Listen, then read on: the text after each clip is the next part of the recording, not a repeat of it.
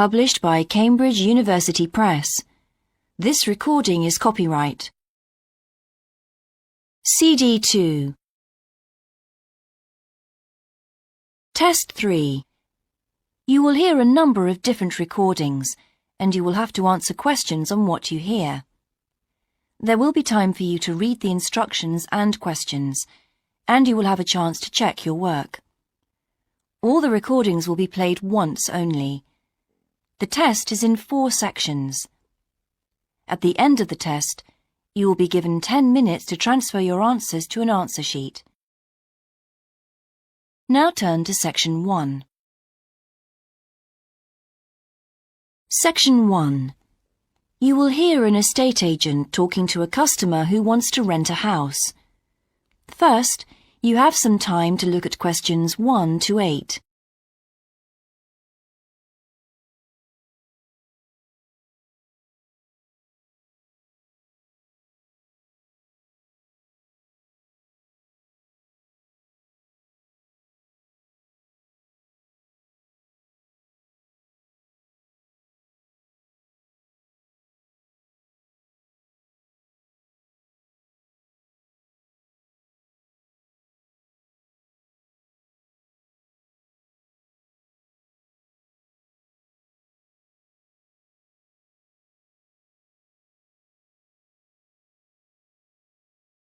You will see that there is an example that has been done for you.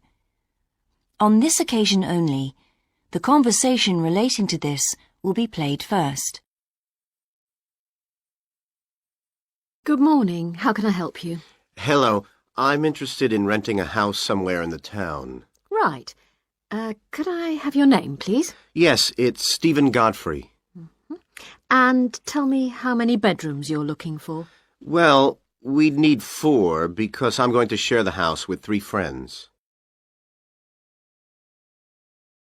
The number of bedrooms needed is 4, so 4 has been written in the space.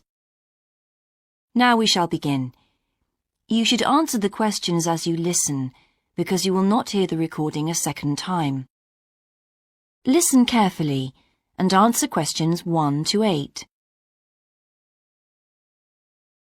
Good morning. How can I help you? Hello. I'm interested in renting a house somewhere in the town. Right. Could I have your name, please? Yes, it's Stephen Godfrey. And tell me how many bedrooms you're looking for. Well, we'd need 4 because I'm going to share the house with 3 friends. OK. There are several of that size on our books. They mostly belong to families who are working abroad at the moment. What about the location? It'd be nice to be central. Oh, that might be difficult, as most houses of that size are in the suburbs. Still, there are a few. What's your upper limit for the rent? We'd like something around £500 a month, but we could go up to £600 if we have to. But we can't go beyond that. Do you know how long you want to rent the house for? The minimum let is 6 months, as you probably realise. We're at college here for 2 years, and we don't want to have to move during that time if we can avoid it. Right. And how soon do you want to move in? All our lets start on the 1st of the month. Well, as soon as possible, really, so that means September 1st. OK. Let me have a look at what we've got. We have photographs of all the houses on our book, so you can get an idea of what they're like. There's this one in Oakington Avenue at £550 a month, combined living room and dining room with a separate kitchen. It doesn't have a garage, though you can park in the road. We'd prefer to have one if possible. Right. Then have a look at this house in Mead Street. It's got a very large living room and kitchen, bathroom, cloakroom. How much is it? That one's £580.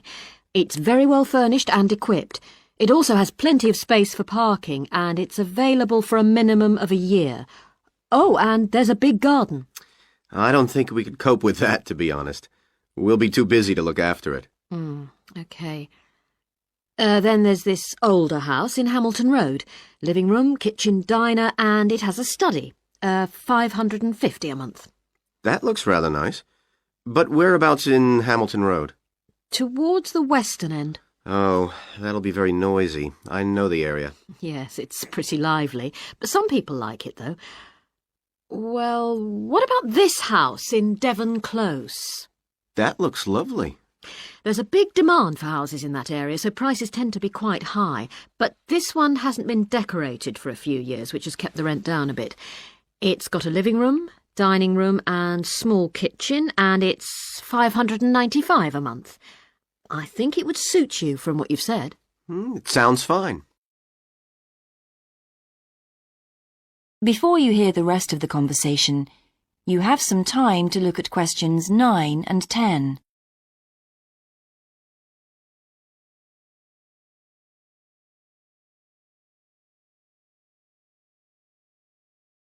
Now listen and answer questions 9 and 10. Why is that part of town so popular? Well, there's a big scheme to improve the district, and it'll soon have the best facilities for miles around. What sort of thing? There's a big sports centre under construction, which will be very impressive when it's finished. In fact, the swimming pool's already opened, ahead of schedule, and it's attracting a lot of people. What about cinemas? Are there any in the area? The only one closed down last year, and it's now in the process of being converted into a film museum. The local people are trying to get a new cinema added to the scheme. I think I heard something about a plan to replace the existing concert hall with a larger one. Ah, that's due to start next year. Well, it sounds an interesting area to live in. Could I go and see the house, please? Yes, of course. That is the end of section 1. You now have half a minute to check your answers.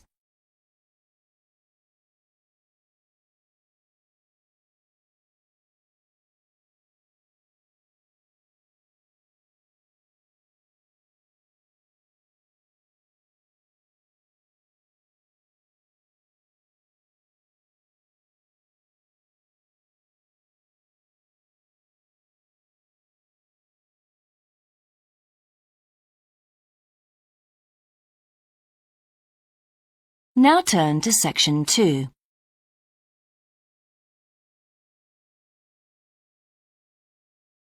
Section 2. You will hear a man talking on the radio about a national arts centre. First, you have some time to look at questions 11 to 16.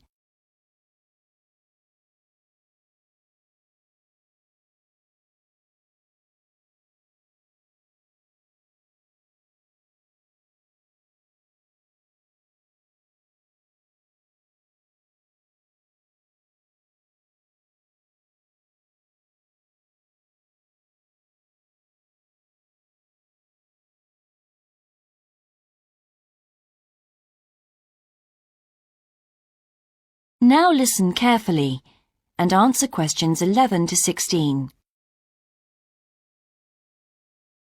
Hello, and welcome to Focus on the Arts. I'm your host, Dave Green, and this is your very own local radio programme. Every Friday evening, we put the spotlight on different arts and culture facilities and look at the shows and events that are on offer in the coming week. And today, the focus is on the National Arts Centre. Now, if you don't already know it yourself, I'm sure you've all heard of it. It's famous throughout the world as one of the major venues for classical music. But did you know that it's actually much more than just a place to hear concerts? The centre itself is a huge complex that caters for a great range of arts. Under a single roof it houses concert rooms, theatres, cinemas, art galleries and a wonderful public library, as well as service facilities including 3 restaurants and a bookshop. So, at any one time, the choice of entertainment there is simply enormous. So, how did they manage to build such a big arts complex right in the heart of the city? Well, the area was completely destroyed by bombs during the war in 1940. So the opportunity was taken to create a cultural centre that would be what they called the city's gift to the nation. Of course, it took a while for such a big project to get started, but it was planned in the 60s, built in the 70s, and eventually opened to the public in 1983. Ever since then, it has proved to be a great success. It's not privately owned, like many arts centres, but is still in public hands. It's run by the City Council. Both our National Symphony Orchestra and National Theatre Company were involved in the planning of the project, and they're now based there, giving regular performances every week. And as the centre is open 363 days of the year, there are plenty of performances to choose from. Before you hear the rest of the broadcast, you have some time to look at questions 17 to 20.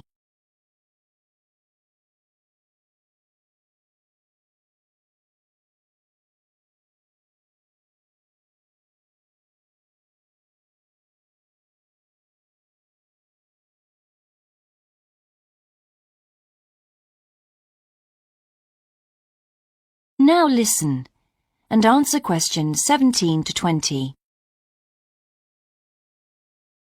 So, to give you some idea of what's on, and to help you choose from the many possibilities, we've made a selection of the star attractions. If you're interested in classical music, then we recommend you go along to the National on either Monday or Tuesday evening at 7:30 for a spectacular production of The Magic Flute, probably the most popular of all Mozart's operas. It's in the Garden Hall, and tickets start at only £8, but you'll have to be early if you want to get them that cheap. And remember, it's only on for those 2 evenings.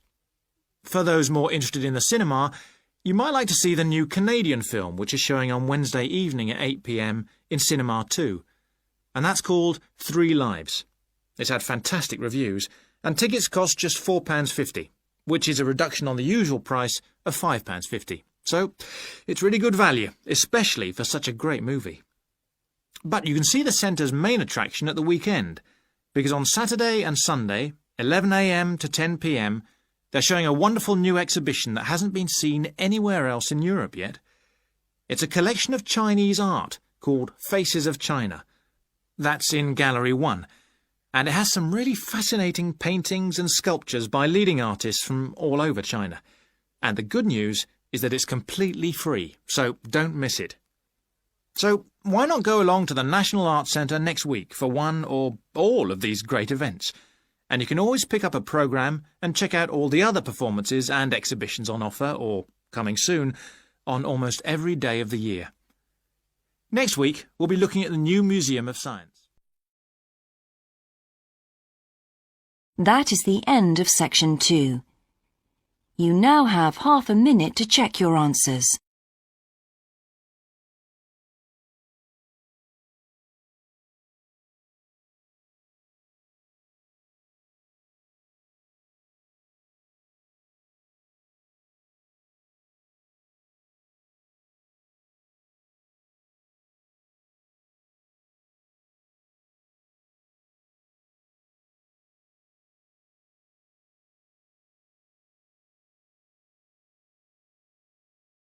Now turn to section 3.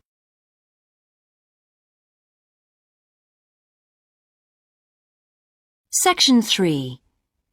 You will hear a university tutor and a new student called Paul discussing Paul's work experience and Latin American Studies course. First, you have some time to look at questions 21 to 26.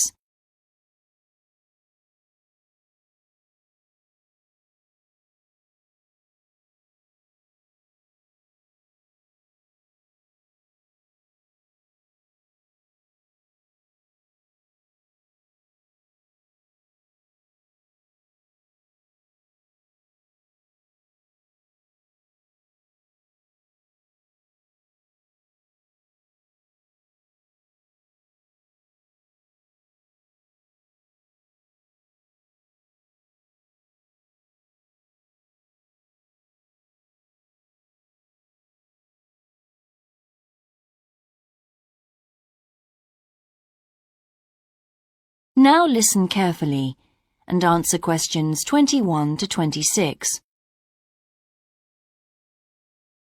I've been reading your personal statement, Paul. First, let's talk about your work experience in South America. What took you there? Was it to gain more fluency in Spanish? Well, as I'm combining Spanish with Latin American studies, my main idea was to find out more about the way people lived there. My spoken Spanish was already pretty good, in fact. So you weren't too worried about language barriers? No.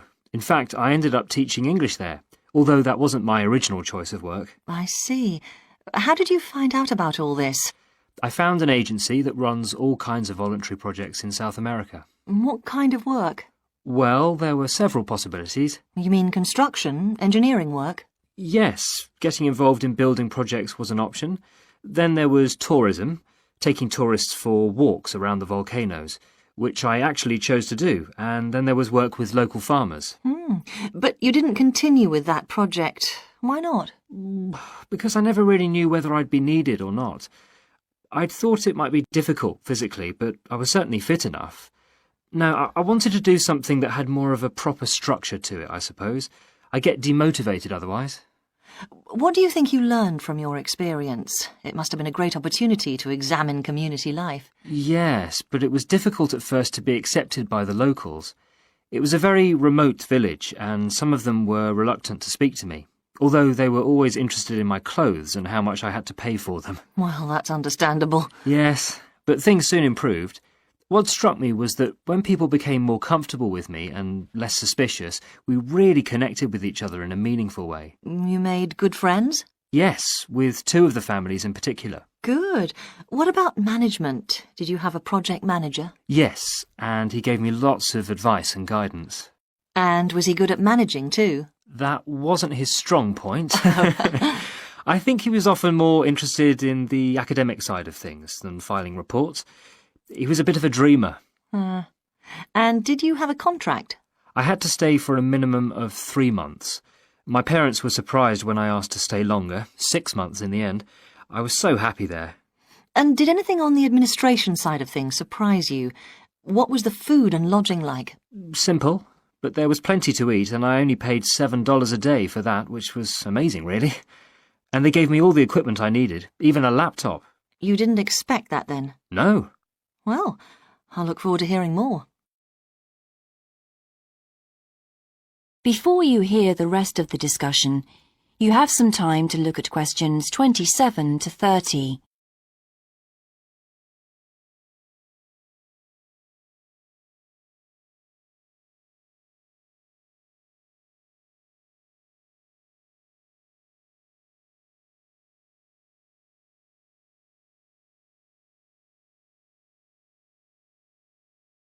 Now listen and answer questions 27 to 30. But now let's look at these modules. You'll need to start thinking about which ones you'll definitely want to study. The first one here is Gender Studies in Latin America. It looks at how gender analysis is reconfiguring civil society in Latin America. Women are increasingly occupying positions in government and in other elected leadership positions in Latin America. I think you'd find it interesting. If it was to do with people in the villages rather than those in the public sphere, I would. OK. What about second language acquisition? Do you think I'd find that useful? Well, you've had some practical experience in the field. I think it would be.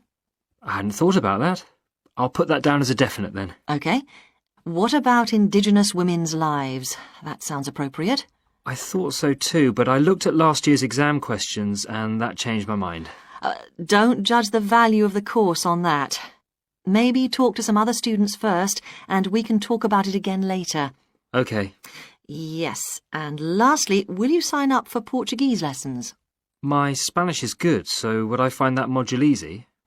Not necessarily. Some people find that Spanish interferes with learning Portuguese, getting the accent right too.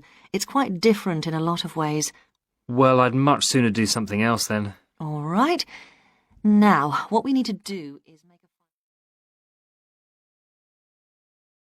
That is the end of section 3. You now have half a minute to check your answers.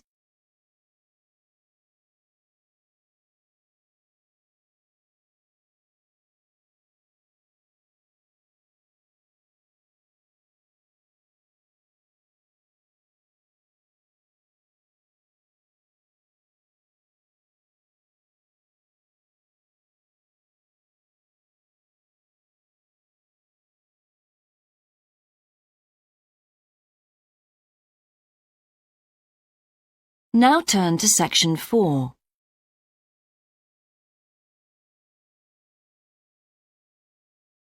Section 4. You will hear a lecture about success in business systems. First, you have some time to look at questions 31 to 40.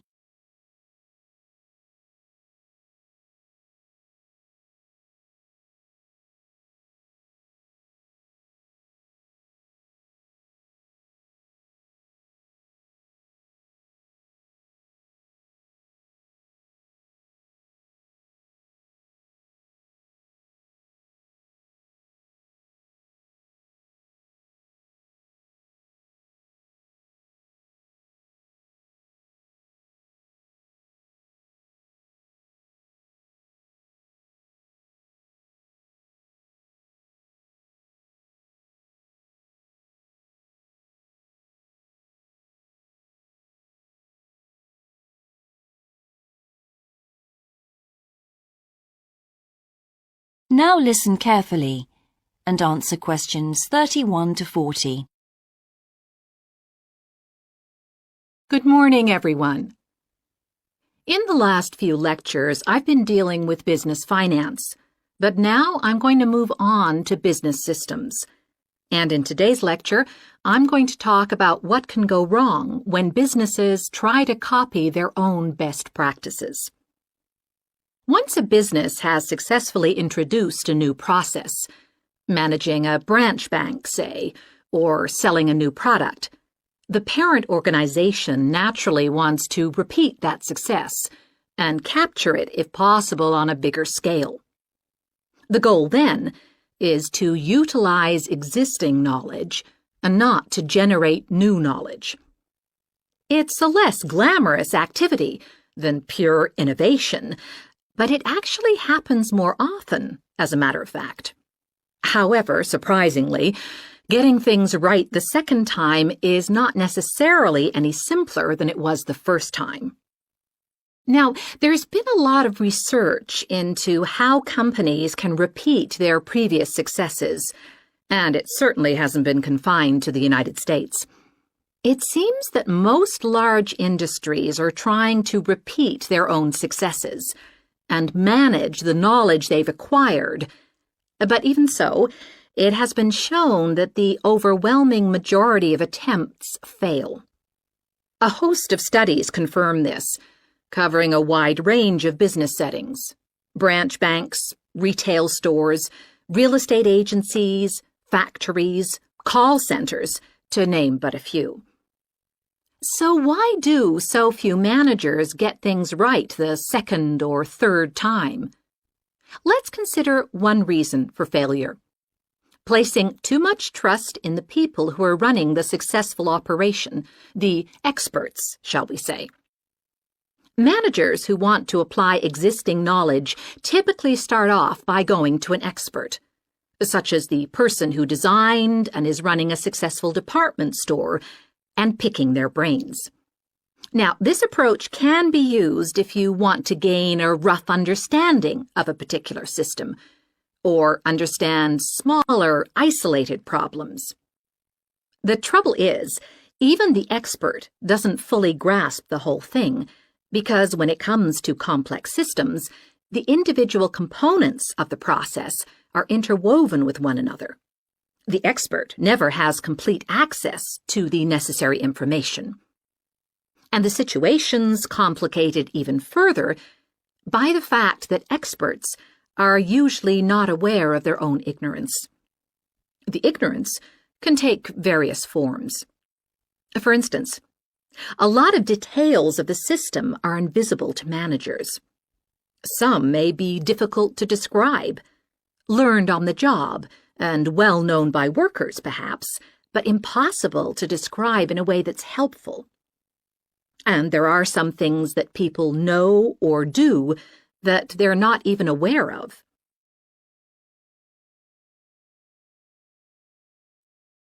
Now, let's consider two types of mistake that can occur when a manager actually starts to set up a duplicate system to replicate a successful process.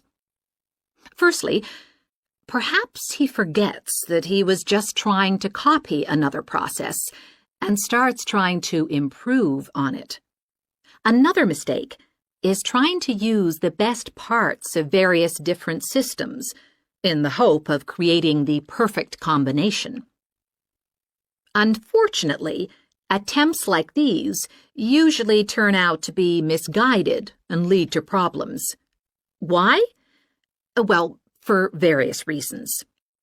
Perhaps there weren't really any advantages after all, because the information wasn't accurate. Or perhaps the business settings weren't really comparable.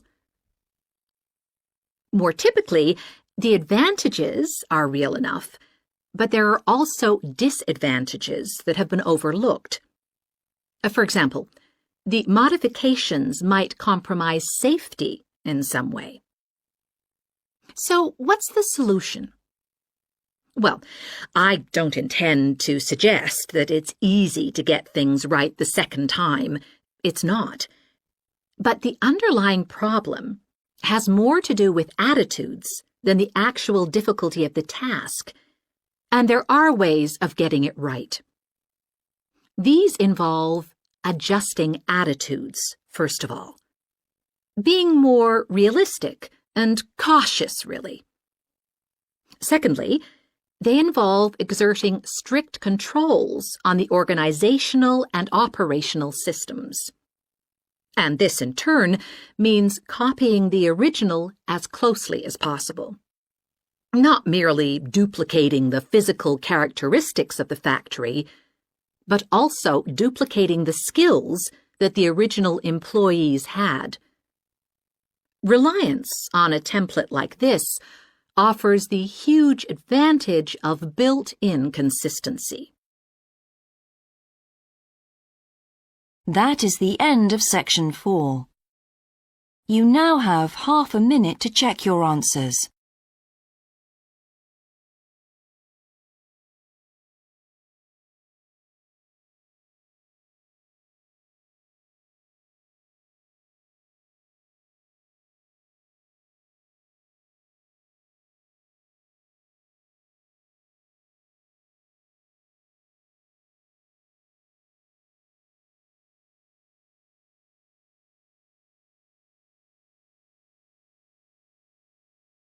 That is the end of the listening test.